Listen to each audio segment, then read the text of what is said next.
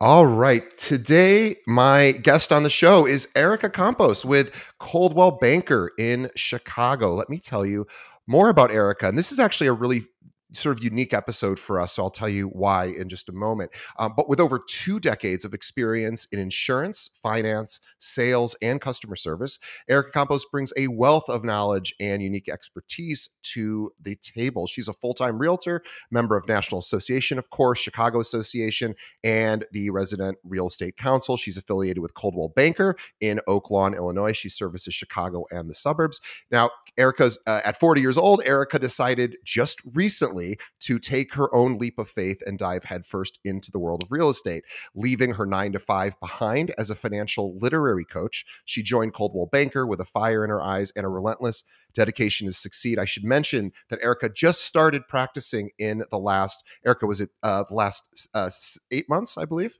Yeah, about that, like 6, 7 months. It was back in June. Sorry. Yeah. I was giving you more experience than you have. So 6 months, Okay. yes, 6 months and change. I want to tell you more about Erica. I really shouldn't have asked her a question just yet, but I did. But I want you guys to hear this because this is really cool. Within her first 6 months, which she just cleared 6 months, Erica closed an impressive 4 transactions. As most of us remember our first 6 months. We probably didn't close 4 transactions. So, congratulations to her. But this really proved her quick grasp of the real estate market and her ability to connect with clients. She didn't wait for the new year to even start making waves. Already this year, she closed a deal. By the way, the date that we're recording this is January 5th. So, she already has a deal on the books closed for 2024. Congrats to her. But also, I want to also mention this because I think this oftentimes gets overlooked and forgotten about by realtors the longer they're in the business. So Erica's really dedicated herself to education in that first 6 months. So these are some of the accreditations that she has earned just within the last year. So she already is a pricing strategy advisor. She is also a property management trainer. She's gone through property management training, community investment corporation. She's real estate investing, working with investors. She is a financial literary coach, as we mentioned before, and she's a lead renovation, repair, and paint sort of expert. So she is doing a lot of different things, and we're going to talk about why she's adding all of these designations and how they're helping her with her clients. But I want everyone to follow her on the various social channels: Facebook, Instagram, TikTok, LinkedIn. You can find her, well, LinkedIn, you just search for Erica Campos. But for all the others, she is realtor.erica, Campos. And you can find her. We will have links to all of Erica's social media in the show notes. Erica, long intro, but welcome to the show. Thanks, DJ. Thank you. Thank you for having me. I am super excited that I got a chance to be on. I've been a fan of your channel for such a long time. Even before I decided to even enroll in real estate school, I would listen to your podcast. And it has been a true motivation for me to get my license, finally do it. Really? And Oh, wow. while I was studying, I'd listen just to get everyone's perspective and what is going on in the real estate world. And again, it was just very motivational and inspirational, and you're Oh, part of the motivation as to why I decided to just go for it.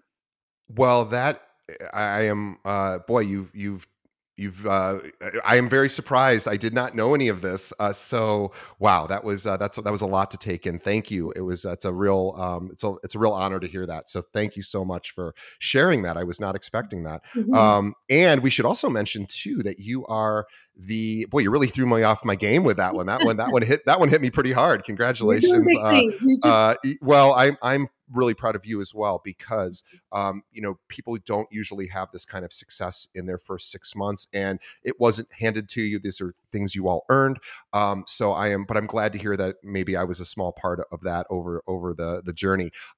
And what I really want to talk about, I want to start with why the switch to real estate first. So you had this sort of, traditional corporate life before. Why the switch? Well, it all started when I was 17 years old. I was an insurance agent for a local State Farm, agent, Allstate, and then eventually I went to work for brokerages, bigger companies. But I fell in love with the industry back then. I was 17 years old, started part-time, still finishing high school.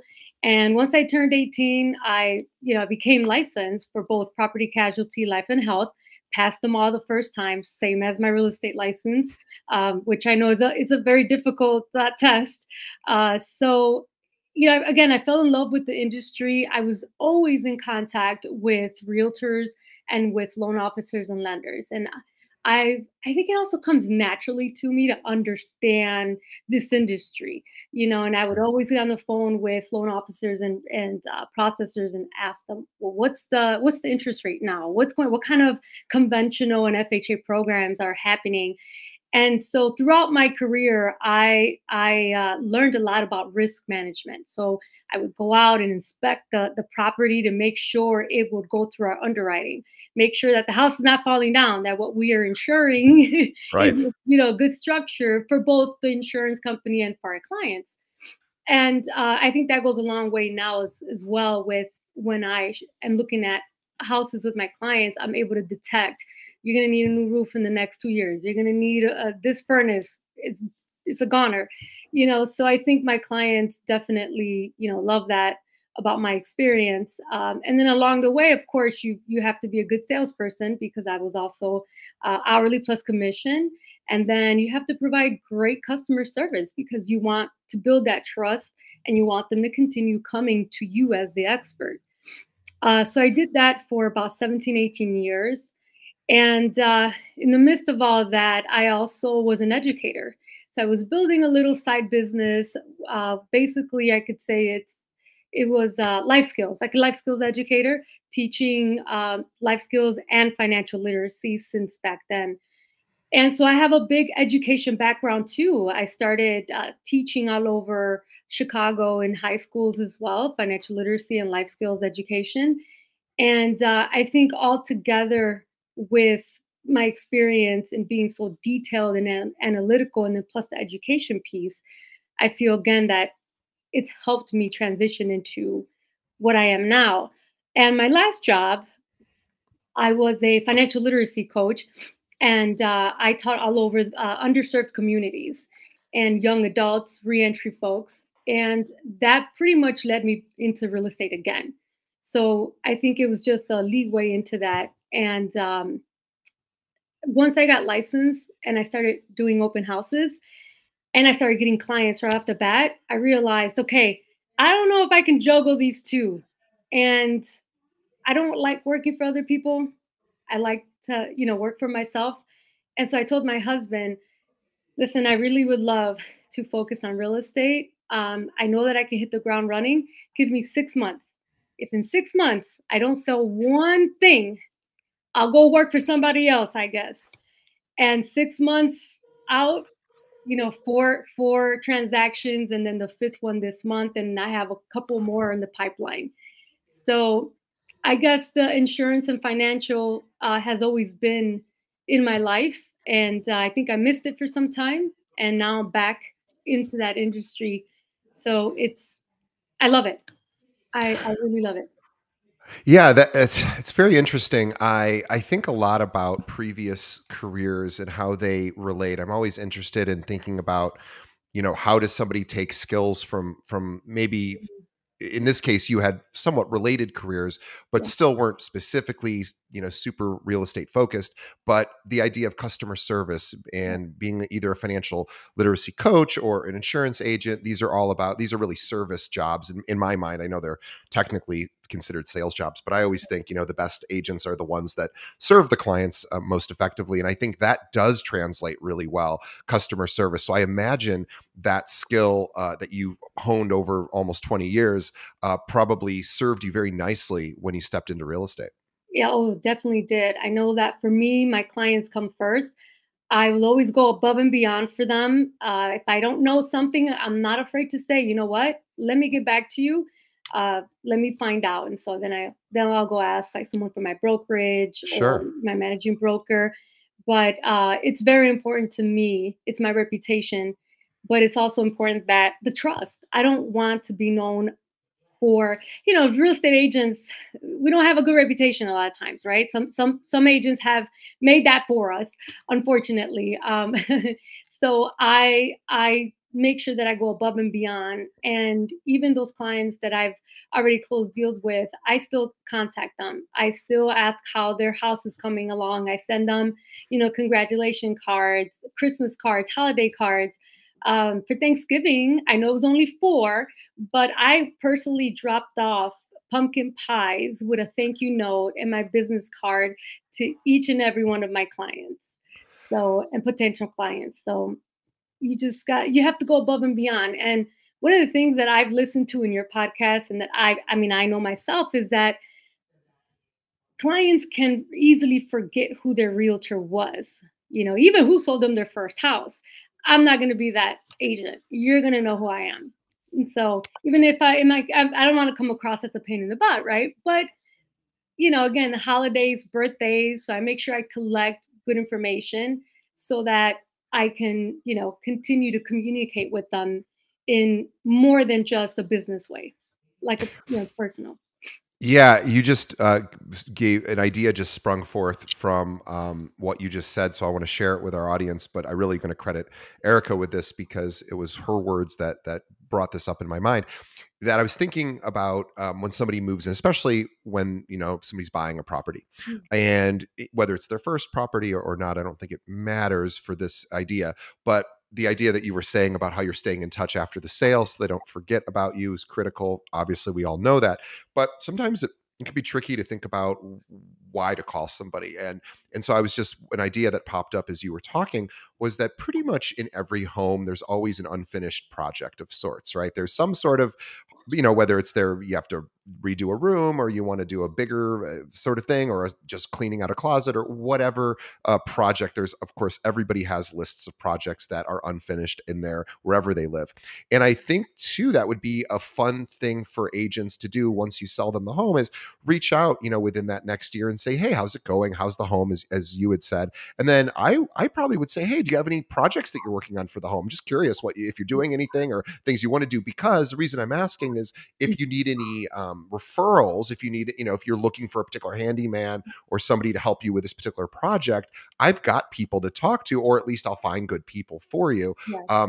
That would be a great reason to reach out, and everyone's got a project that they need to do. So you just spurned that within me. So I just wanted to share that. And I also want to say too, you are I believe the newest agent to ever have been on our show. I should have mentioned that at the beginning because you are only 6 or I guess you're in your 7th month now. Mm-hmm. So this is really a fun one for me because all of really a lot of our listeners, it's not so much whether they're new, but they love, our audience really loves sort of the new person's energy, right? The new realtor's energy, because life has not kicked them around enough yet.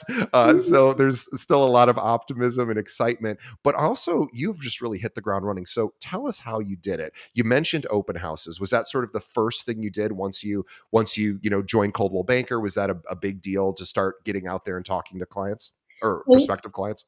Okay. Well, one, I will say that I'm known to break records. So I've broken another record here. In all my other sales careers, I have broken records and have helped companies reach numbers that are impressive. So, now I've broken another record, and my goal is to break Coldwell Banker's record as the first, newest agent to bring in so many at a certain time. I would like to hit Rookie of the Year, which I think I have one more transaction, and they give you a year or 18 months to do it, and I'm doing it hopefully in 7-8 months. So I'm hoping that's a record there. But so how did I start? Well, one, I have a very big sphere of influence. I always say that because in one of my prior businesses, I've met thousands of people, and I made sure they followed me all through all the social medias. So I am very consistent as much as I can. And so when I decided to go into real estate and signed up for schooling, that is when I started posting like, okay, I'm studying for my real estate exam. This is what I do. This is, I started giving out advice on how to study. And then when I passed, I took a picture of me celebrating downtown Chicago, with the Chicago hot dog. And so so I think what helped me too is just announcing it out there, like being consistent about what I'm doing. And believe it or not, people are watching. You do make a difference. You do empower people. You motivate and inspire others. And like I said, you didn't know how you inspired me. And so this is why I said we don't know it until we put it out there. Yeah. And so I think that helped me a lot because, again, before I even decided what broker I was going to join, I already had people asking me to be their agent, and so then for me, I had already been interviewing a couple of companies, and I decided on Coldwell Banker Realty in Oak Lawn. It just felt right, and for Sure. me, community is so important. So I needed and wanted an office environment that I can go into to Yeah. talk to other agents. I'm very talkative and I love sharing my experiences and learning from others and vice versa. So that's what I needed. That so I interviewed there, and I really fell in love with their mission and their support for newer agents and their programs and their CBU University is what they call it, or CB University. Amazing training, so that I believe also helped me hit the ground running. Coldwell Banker is very well known, and I also wanted to make sure I joined a well known company as well. So yeah, I mean, just walking and just inviting my sphere of influence to follow me through this journey, I think has helped me quite a bit, in addition to my experience and expertise. Yeah, I think that's right. So you did what everybody is told to do, Mhm. and most people don't do, which is start telling everybody that you're a realtor and start conditioning them, which takes time because they were used to seeing you in different capacity. Obviously, the finance world and insurance world, Right. but certainly not the real estate world specifically. So you had to educate. I guess this goes back to education. Really, you had Yeah. to start educating not only the people in your life to know that you're a realtor, but then you started educating them about real estate. So that's what's really great. And social media is Yeah. such an effective Yeah. medium to do that with. And Exactly. so and okay, so you told everybody from all your different previous careers, your sphere of influence, your friends, family, of course, previous clients, Mhm. which is amazing because of course with your background in insurance, boy, that's a lovely group of people to say, oh, by the way, I am doing this other thing too. Yeah. And everyone's got to live somewhere. So I love that. Well, I want to talk about open houses because Yeah. I feel that whether you had a sphere of influence or not, and you did, but a lot of people don't. They move to a new city, they get their license, and they're Yeah. like, well, that doesn't relate to me. I'm not from here. Mhm. But anybody can do an open house. And so let's talk about how to do it because we, Yeah. we have had people write in sometimes and say, well, I know you guys talk a lot about every person you talk to says I should do open houses, but I don't have any listings. I'm a little bit too shy to ask, other agents in my office, can I please do an open house for you? How did you do it? I'm curious, like, what was the process for you? Well, one, I know that was one of the lead generation. Uh, I want to say, I don't know, like tactic, I guess, that is easier for newer agents, right? And it doesn't matter if you have listings or not. Obviously, especially as a newer agent, you are not. But so I'm not shy. I will ask you, and I'm not afraid of rejection. Being in the insurance industry and in sales, rejection is nothing anymore. All right, on to the next, right? So for me, I would write an email, introduce myself as a new Coldwell Banker Realtor to our existing offices. So we have multiple offices all over Illinois. So I said, hey, I'm bilingual. I have this experience, sales, customer service. I'm professional, and if you need help with your open houses, I would love to help you. And so I started getting agents reaching out, from different parts of the city too. I was willing to do. Really? Oh yeah, and especially within your office, within your company, you would be surprised. Their agents are very, especially those seasoned agents. They're so busy, they need Yeah. help, right? And Right. I was not afraid. So I did research on open houses. I also took a Coldwell Banker course on successful open houses, how to do them, the safety protocol, because safety is so important. A checklist. I even added my own little things.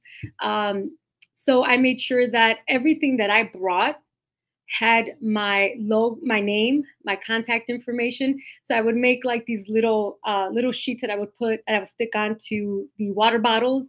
my marketing.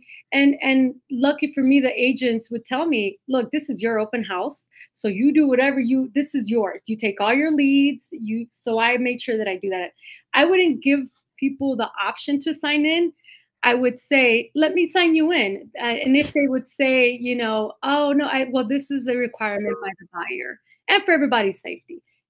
And I would not let them sign in. I would do it for them so that they Right. wouldn't tell me no, right? So let me have your name, your phone number, email address. Are you working with an agent? Most of the times they are. Most of the times they'll say no. So when they're not, I would make sure that I would really follow up with those particular people. But they all went into my CRM.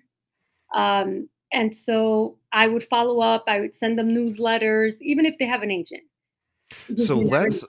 I want to, you just said a lot and all of it was great. I want to slow it down a little bit and kind of go step by step Yeah, because this is really wonderful information for our listeners. So you had the logo giveaways. You when people walk in, the way that you get them to sign in is you say, hey, let me sign you in. And if they say, well, you just go, oh, it's a compliance, it's a safety a measure for us, as agents. Just need your name, email, phone number, whatever. mhm, um and yes, that's a really, really smart way just to not ever have any no's, because who's going to disagree with safety, right? right. So I love that.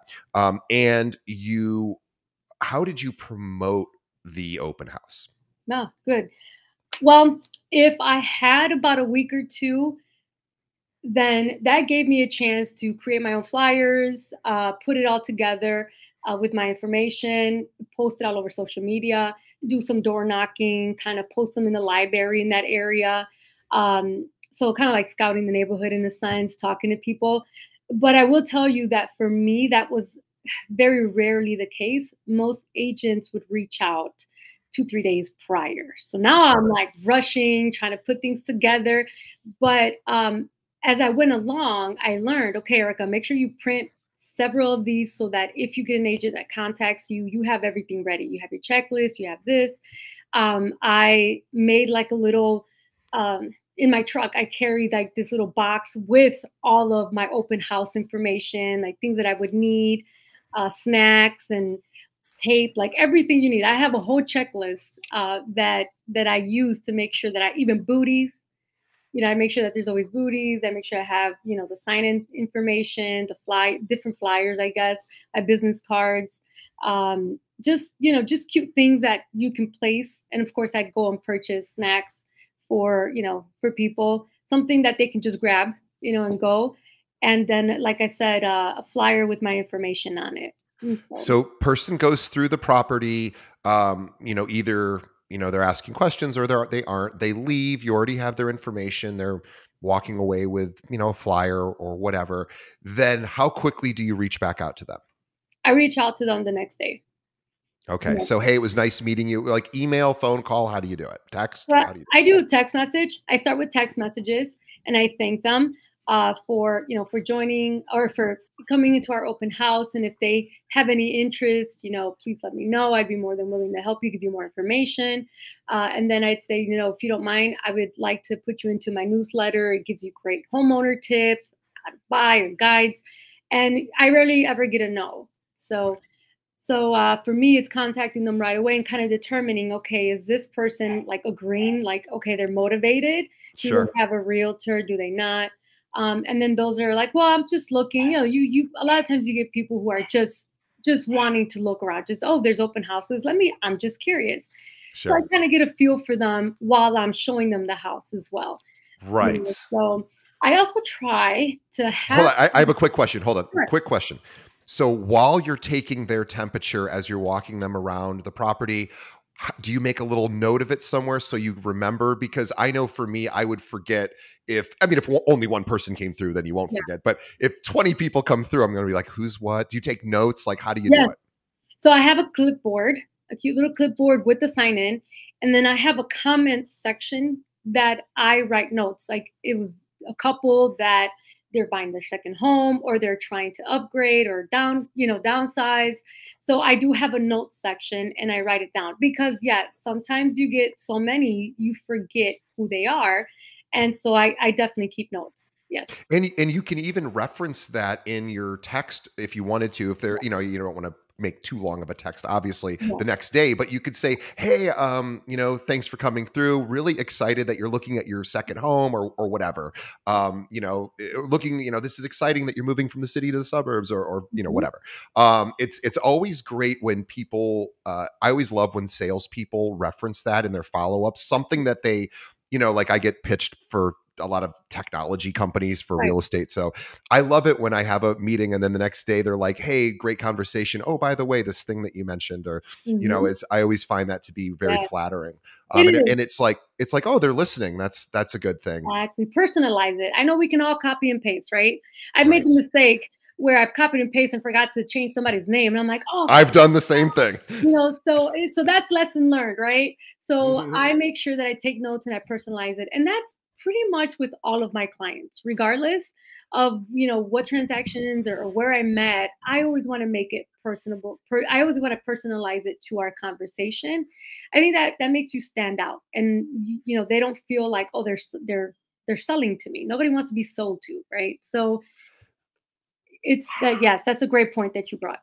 Try to No, personalize you're right. I mean, there are people it. that do like to be sold, but I think they are Yes. the minority of Mhm. the public. I Do you certainly think hate. it's those that are in the sales industry that like to be sold to? Probably, yes. Like my boss, he loves to be sold.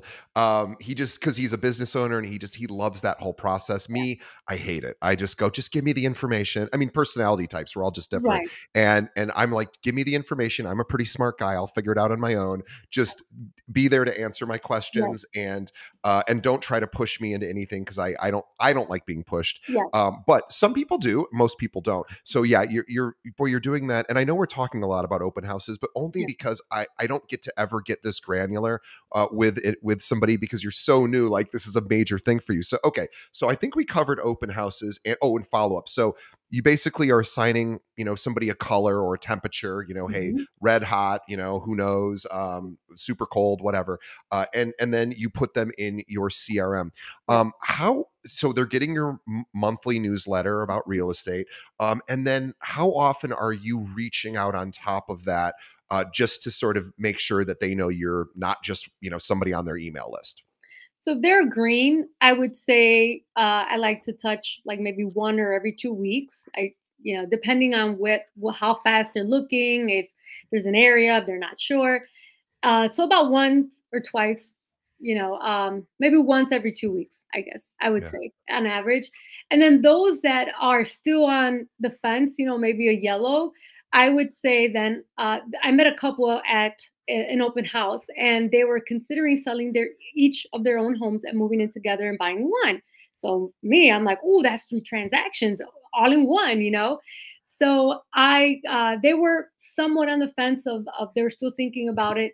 So I put them in the yellow category. So what I did is I looked up their current homes and I sent out CMAs. And so I have them signed up for a monthly CMA, like a market report. Awesome. And then I noticed that one of the houses, they were not getting any exempts or homeowner exempts.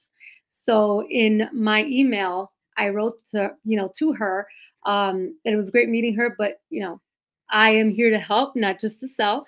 And I noticed that there was no exempt and she could possibly apply for one. So And that's money to their pocket. So you're essentially giving them an opportunity to possibly find income yeah, or find, a bonus, sort of, so to speak. yeah, I had the same issue when I bought my first home in Chicago a million years ago. I didn't know about the homeowners exemption. And for years, I never took advantage of it. And after like 2 or 3 years, somebody was like, "Do you know about this?" And I wasn't in real estate at the time. right. And I said, "No." I was like, I had no idea. So like that is incredible.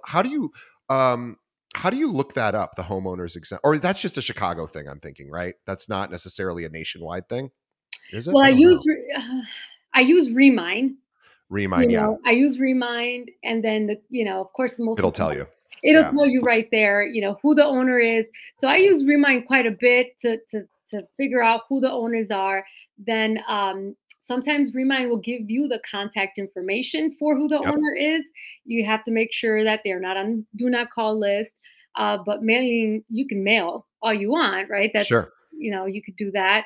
But then I checked like the deed as well, just to make sure. I've also found that people have made mistakes.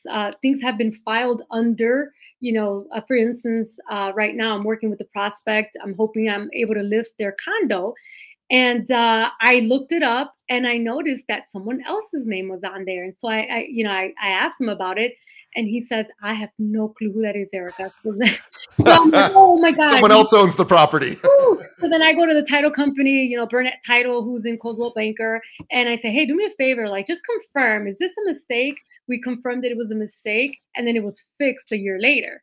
But for a whole Wow. year, it had somebody else's name on there as like a deed in a deed. And so it's so important that we look up our own properties, but also provide that value to your clients. That's going to tell them that you are ready to work for them, that you're serious, and that you are an expert. Here, I found this. Even if you don't come with me, even if you decide maybe you want to list it with another agent that you've always worked with, but just know that I will go above and beyond. And if maybe I can't work for you, how about you refer business to me?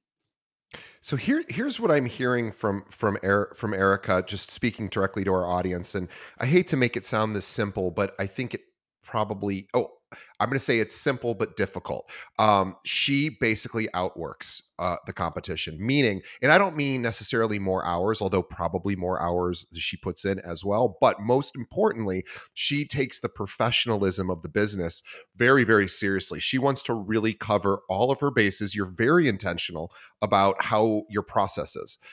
You have a process for open houses. You have a process. I mean, I want to switch gears just for a moment because you went full steam into I need lots of designation process and you knocked them out. And I want to mention this to everybody. Look, there's a certain amount of marketing that is benefit to even if you don't learn anything from the designations, and of course you will, but even if you didn't, and it's all a big, just not that helpful, although it will be, but even if it wasn't, it still looks really good when you have all of these designations after. Now, nobody knows what they mean, and nobody knows really, nobody cares. But what they do care about is that you're dedicated to the craft, you're dedicated to the industry, and you're taking it seriously. And most people don't have 7 different designations, which I think you have or close to that.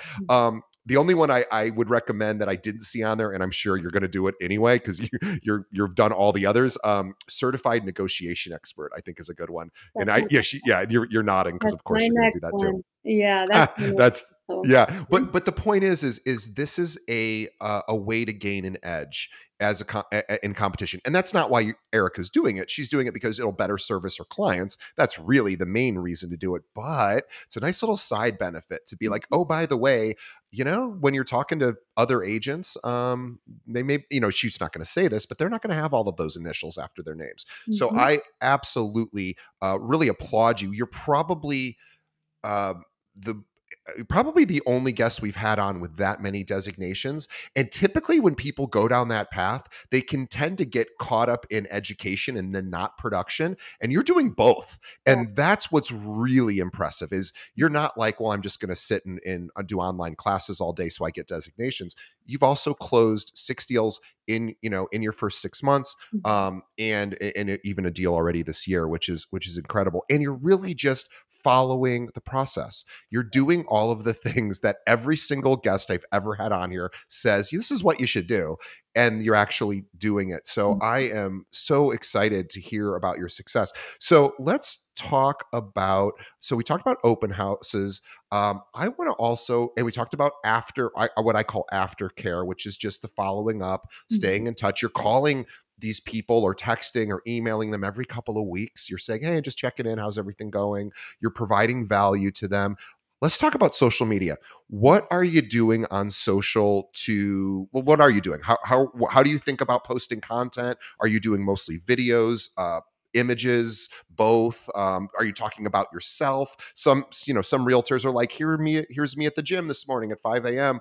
Others just do, hey, here's this cool house I'm, doing an open house for or doing a showing Mhm. at. What is the kind of content that you push out there and how do you think about it? All of it. However, my goal for 2024 is to get better at being intentional with my social media as far as, the content that I'm posting. Video is one that I am extremely afraid of. I don't know why. I'm a big public speaker. I've done it for a gazillion years, but that camera hits and I'm like frozen, right? Like, or I feel like, well, what do I say? What I think people want to see you naturally, whether you stutter, whether you mess up, or whether your hair's this way. I think people now, I think that's more acceptable. I never wanted to sit there and edit, my videos. I just felt like, why? So I have to get better at posting videos that are educational, as far as in rates dropping, or program changes, or what I do on a day-to-day basis. That's one thing I would like to show people is, okay, this is what I do from the minute I wake up. It sounds boring, but this is how I search MLS. This is how I organize, my whole day of taking a client to showings. It can be boring, but that is something that I would like to show, social media. Um, Posting as well. I want to be a little more intentional as far as providing value, more value. But I will say that what I have posted are pictures, and of course, of me studying when I passed. And I have a lot of followers that email me or send me private messages asking me, what advice can you give me for passing this exam, right?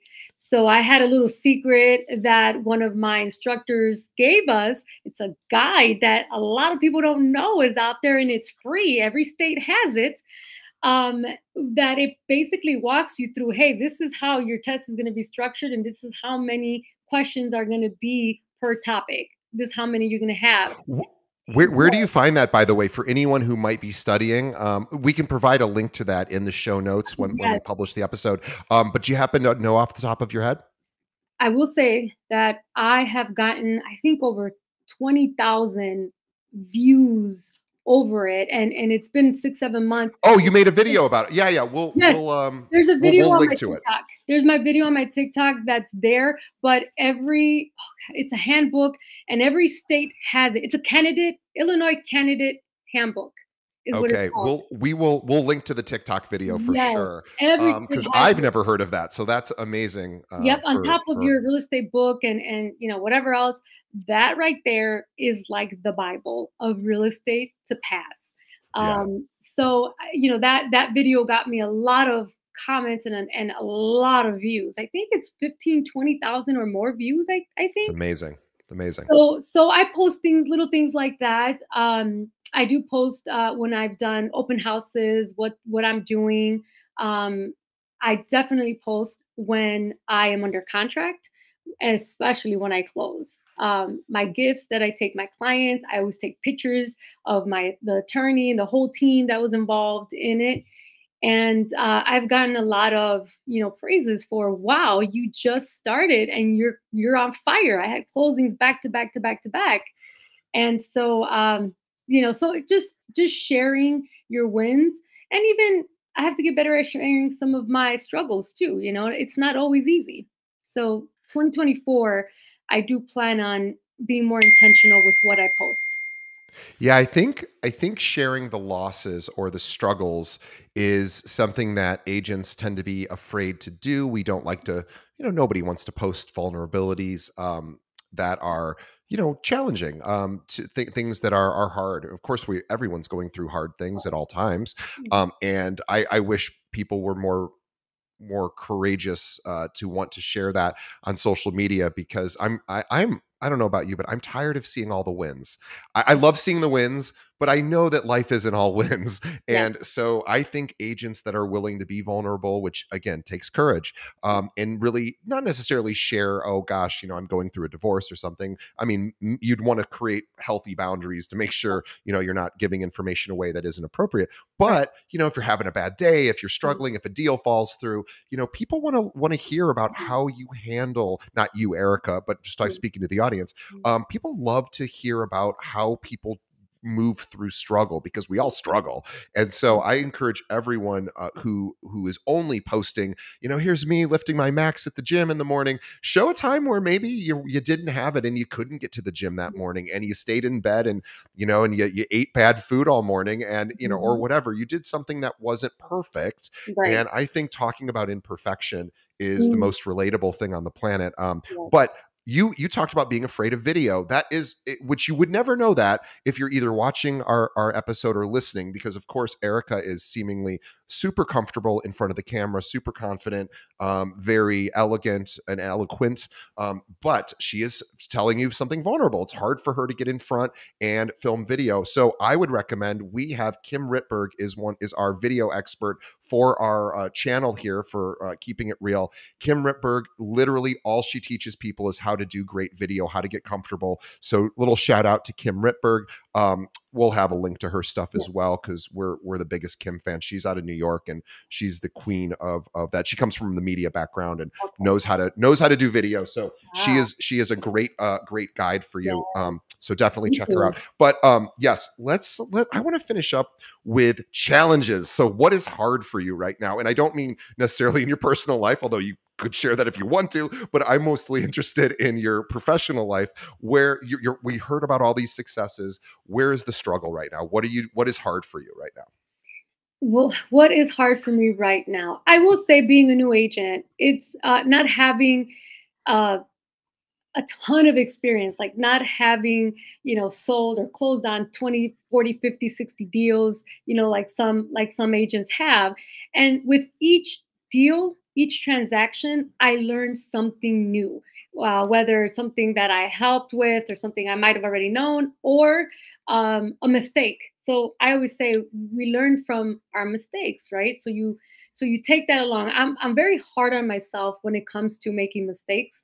I'm a perfectionist, and so I always want to make sure that I have the information, that I know what I'm speaking about.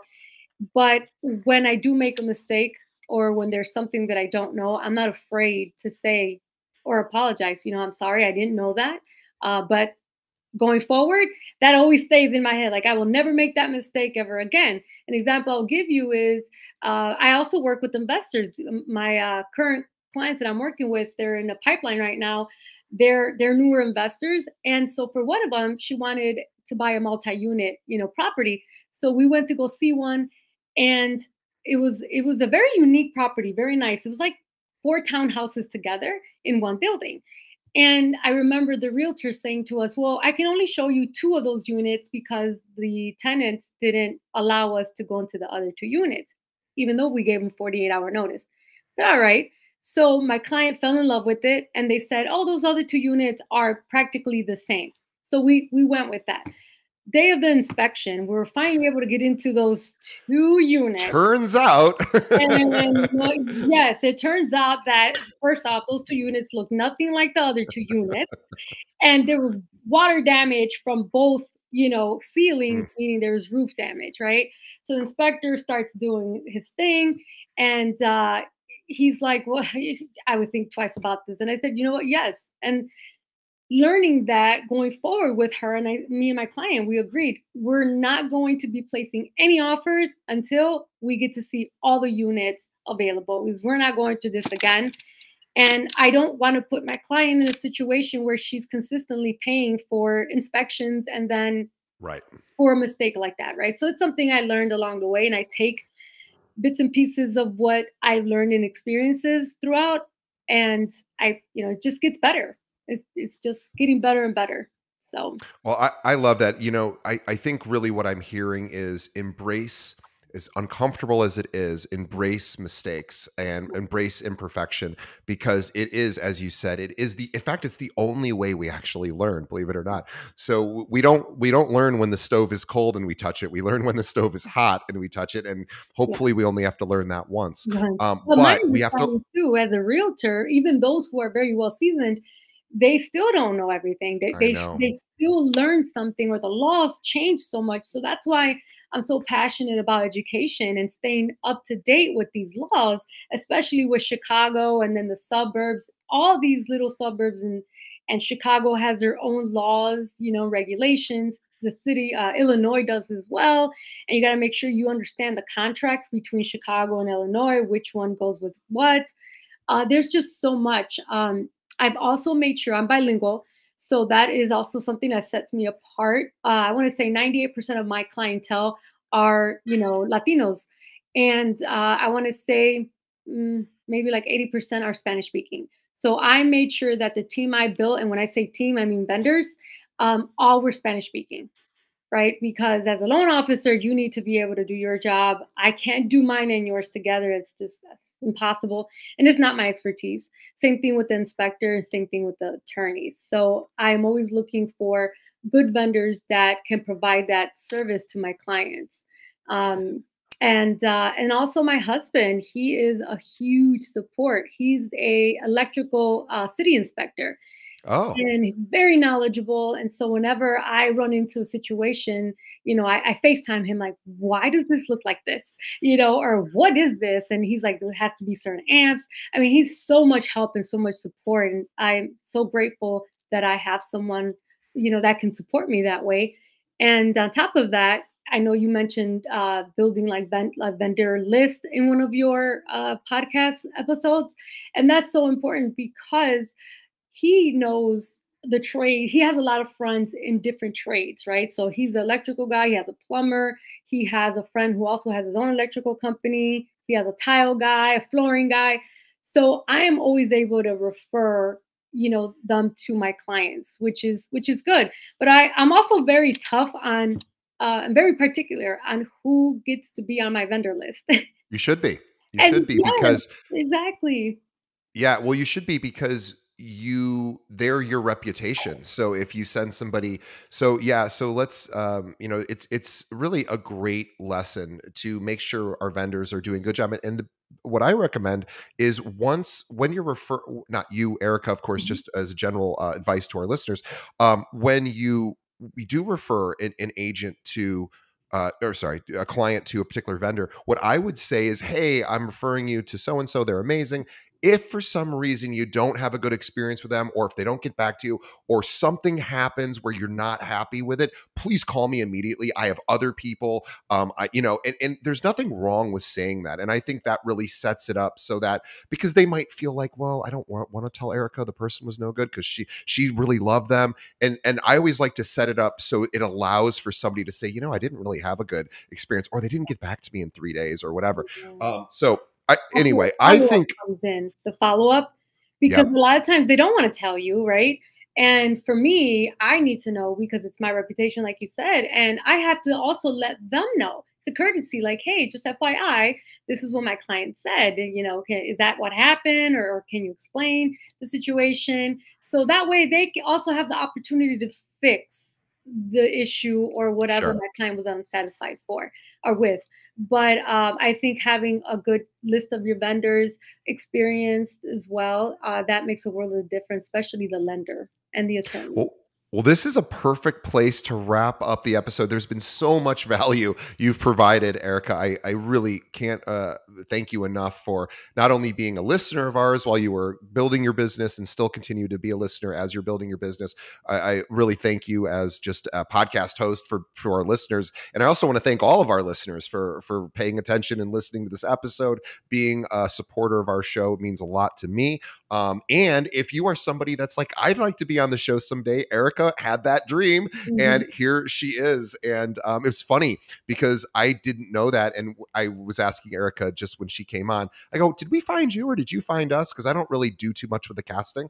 And then and she said, "Oh, yeah, no, I know about you." But the idea is that you can also be on the show over time. And Erica is somebody that you're going to want to watch. She's going to be Rookie of the Year this year. She is already crushing it. She's taking this job extremely seriously. And for anyone who's a little bit sad or depressed because of the condition of the market, yeah, a lot of people are. That's okay. But if you surround yourself with content from people who are just pushing through and doing the work, Erica doesn't know that this is a hard market because it's the only market she's known. So to her, this is just what she's doing. So if you're a little bummed out because things are harder now, yes, I get it. I'm with you. We have 800 agents here. They're depressed too. Everyone's Mhm. dealing with this. But if you can connect yourself with accounts like Erica's, who's consistently just just pushing forward, it's easier to be motivated to continue to do the same. So please, everybody, follow her on the various social channels, Instagram, Facebook, and TikTok.